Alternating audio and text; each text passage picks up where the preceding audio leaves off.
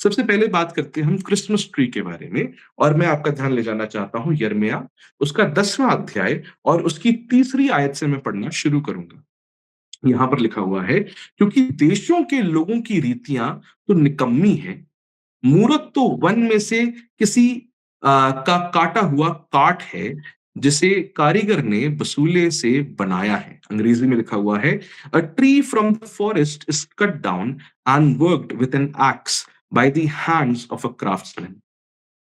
लोग उसको सोने चांदी से सजाते और हथौड़े से कील ठोक ठोक कर दृढ़ करते हैं कि वह हिल डुल ना सके। अब यहां तक पढ़ के जो लोग हैं नायतों का इस्तेमाल करते हैं और बताते हैं, मसीहों को कहते हैं कि देखिए, आपको पेड़ नहीं लाना चाहिए अपने घर पर सजावट करने के लिए। पर क्या असल में आयत ये सिखा रही है हमको कि मसीही विश्वासी अपने घर में पेड़ों का इस्तेमाल नहीं कर सकते सजावट के लिए, या पेड़ों को सजा नहीं सकते अपने घर के अंदर सजावट के लिए? बिल्कुल नहीं। क्यों? क्योंकि अगर आप इस आयत के संदर्भ को देखेंगे, कॉन्टेक्स्ट को देखेंगे, तो आपको पता चलेगा वहां पर बात करी जा रही है आइडल्स को बनाने की, मूर्तियों को बनाने की, देवताओं की मूर्तियों को बनाने की, जिसकी उपासना अन्य जाति लोग करते थे। लिखा हुआ है वहां पर, अगर आप पढ़ेंगे, मूरत तो वन में से किसी का काटा हुआ काठ है, जिसे कारीगर ने बसूले से बनाया है।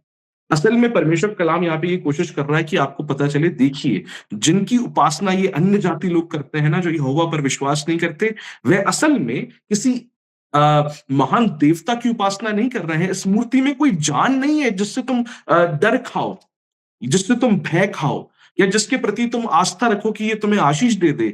ये असल में वन से काटी हुई लकड़ी ही है, जिसके ऊपर सोने और चांदी की सजावट करी गई है। तो यहाँ पर मूर्तियों की बात हो रही है, जिनके सामने अन्य जाति जो है वो दंडवत करते थे, उपासना करते थे इनकी।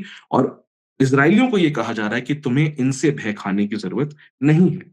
ये बात और स्पष्ट हो जाएगी अगर आप 5वें आयत को पढ़ेंगे, जहां पर लिखा हुआ है, their idols are like scarecrows in a cucumber field. वह ककड़ी के खेत में खड़े पुतलों के समान है। कौन है ककड़ी के खेत में खड़े हुए पुतलों के समान? वह बुत जिसकी उपासना अन्य जाति लोग करते हैं। उन्हें उठाए फिरना पड़ता है क्योंकि वह चल नहीं सकते।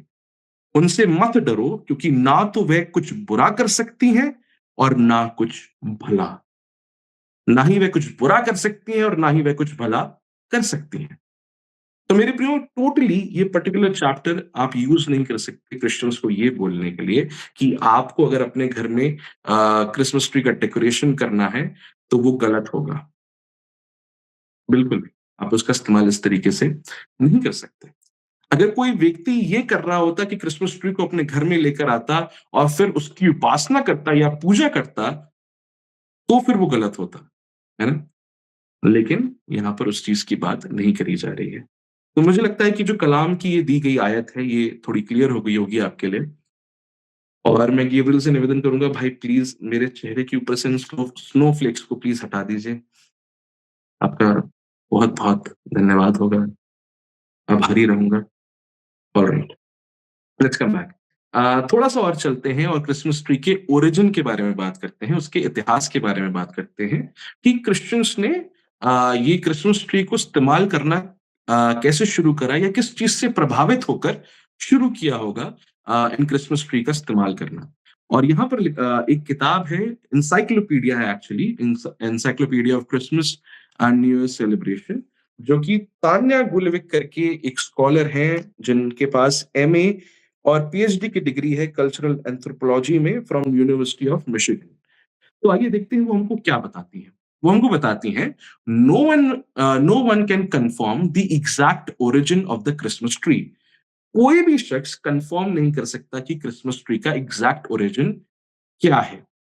Some writers base their explanation of the Christmas tree on the theory that in ancient times, the pagan people of Northern Europe revered trees.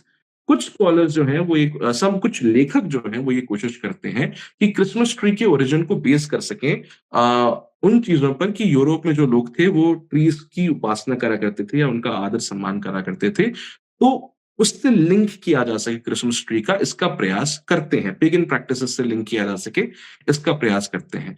They propose that the venerable pagan symbol of the tree survived the transition to Christianity by attaching itself to the Christian midwinter holiday Christmas. उनका ये कहना है कि वही pagan practice जो Europeans करा करते थे उन पेड़ों के साथ, वो क्रिश्चियनिटी के आने के बाद भी कंटिन्यू रही और उसको क्रिसमस ट्री का रूप दे दिया गया। आगे वो लिखती हैं, little solid historical evidence exist to support this viewpoint however.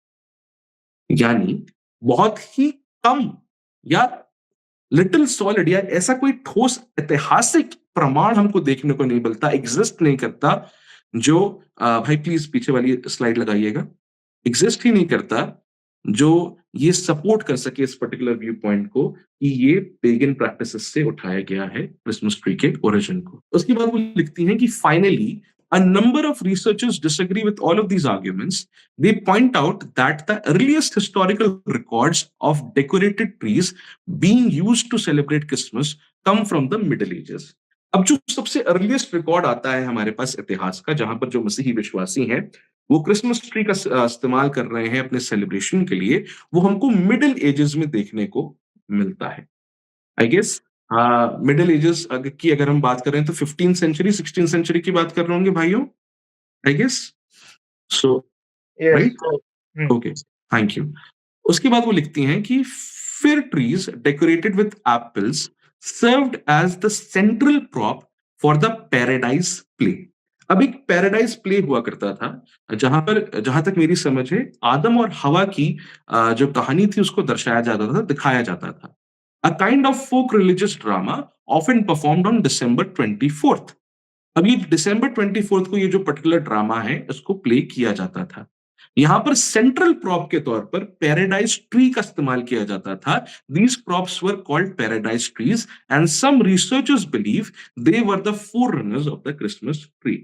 और कुछ जो रिसर्चर्स हैं वो ये मानते हैं कि ये जो पैराडाइज ट्रीज थी, यानी वह ट्री जो बागे अदन में लगाई जाती थी और इन प्लेस में उनका इस्तेमाल करा जाता था सजावट के लिए, ये एक्चुअली में प्रीकर्सर थी या एक तरीके से ओरिजिन थी क्रिसमस ट्री का।